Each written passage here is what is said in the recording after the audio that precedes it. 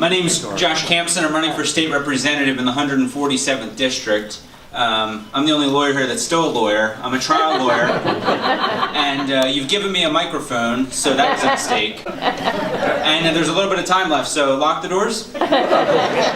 Great crowd tonight. I always love coming to Indivisible Hope. It's one of my favorite places to be. Great energy, great group, really good looking, terrific looking crowd here.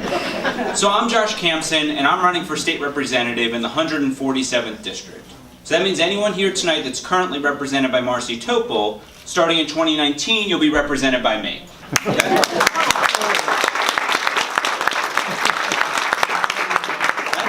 the plan. So I'm going to talk to you about three things tonight. First, I'm going to talk to you about why I'm running, the issues that have me fired up. Second, I'm going to talk a little bit about who I am and why I'm going to win this election. And third, I'm going to talk about you and how you can help me win this election.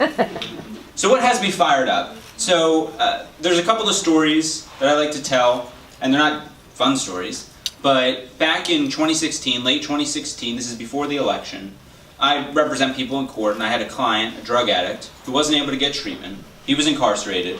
I was able to get him out of incarceration, and that night he overdosed on heroin and died that day. Because there's no treatment when you're in jail, it's not easy to get into a bed when you're out, and he overdosed and died.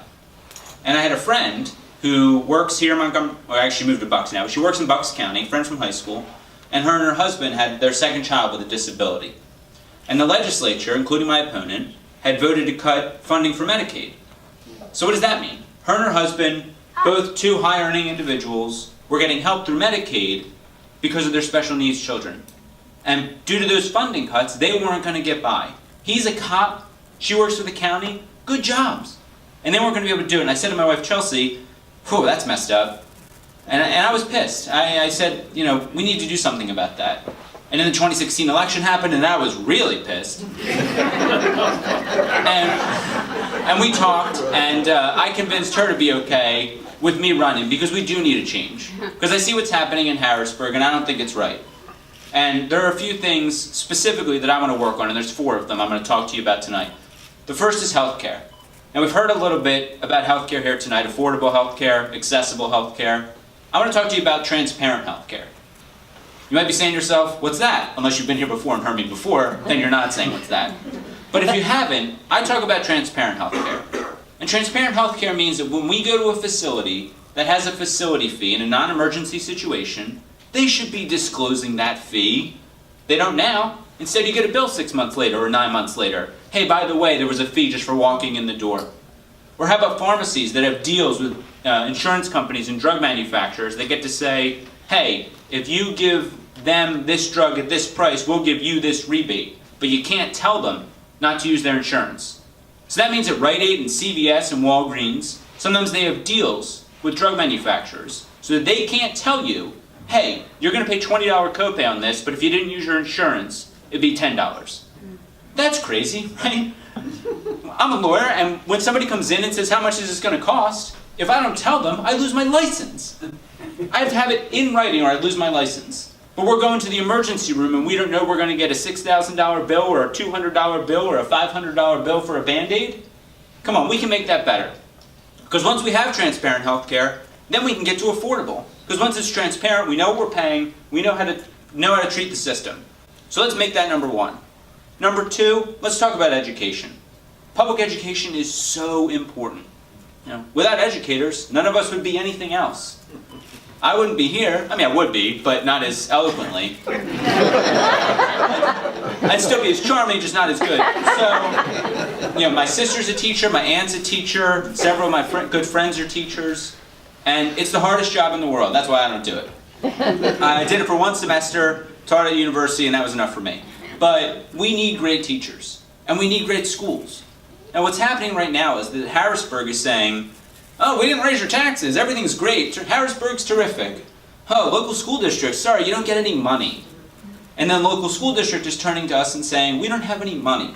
So we have to cut our AP classes, and we have to cut our art and our music, because we have to make time, and we'll get to gun control in a bit, but we have to make time for doing drills about gun violence. We have to do drills for this and for that, and we have to employ resource officers with guns, and we have to give all our teachers tiny little bats. I don't know if anyone saw that in Northwest PA, that's a thing. So, yeah. So then the school district says, we don't have any money, so then they have to raise our local taxes. Because Pennsylvania is 49th in the country in terms of state funding for public education. And they just push it down to the local level. Now we have great schools here, but they're turning off the tap in Harrisburg. And it's almost like if only there was a resource that private companies were tearing out of the ground and using to ruin the environment and making a ton of money off of, if only there was such a resource that we could use to fund public education. And if only there was a drug that we're over-incarcerating people for, that we could legalize and tax and get that money and use it for public education. So public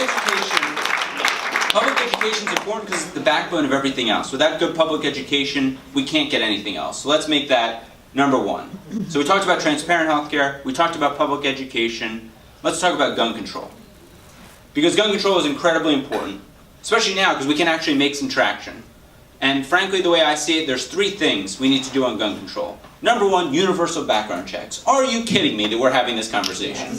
That I can go buy an AR-15 off of Craigslist in the parking lot, and that's fine. That's just fine. That is the world we live in right now. Let's change it. Number two, there's no regulations in your home about having guns just wherever.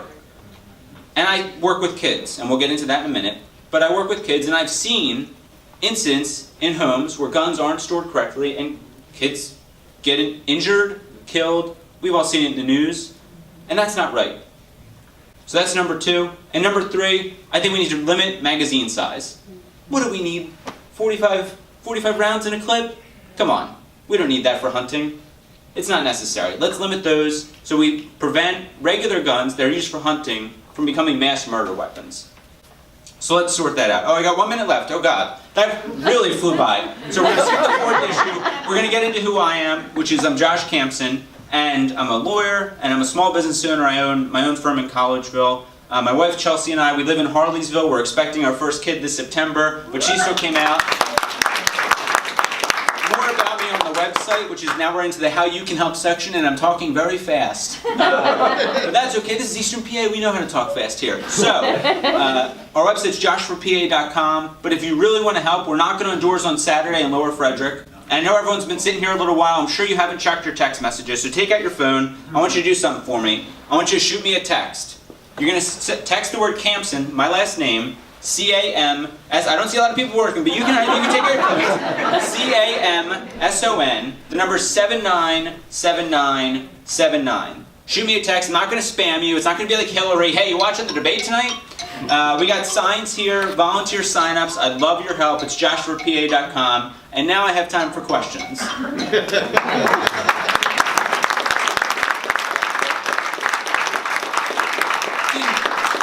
Like 10 minutes. I feel like maybe a little hand on the scale there. Josh, what do you want to do about reforming the bail system? Oh, the bail system. So for those that don't know, I'm a lawyer in the criminal justice system. I represent people and fight for constitutional rights. And one of those constitutional rights is the right to bail in Pennsylvania. But the system we have now is just figure it out, judges. There's no guidelines, there's no restrictions, it's really just a few little pieces of guidance, and we're putting in the state system so many people on cash bail.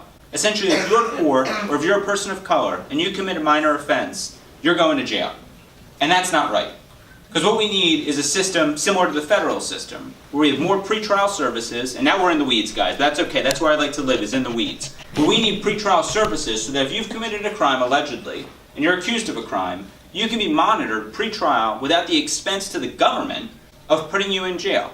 Because it costs about $32,000 to incarcerate someone in Pennsylvania per year.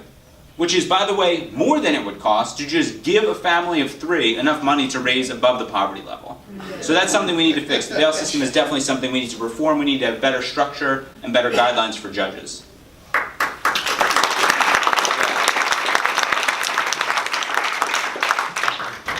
Any other softballs?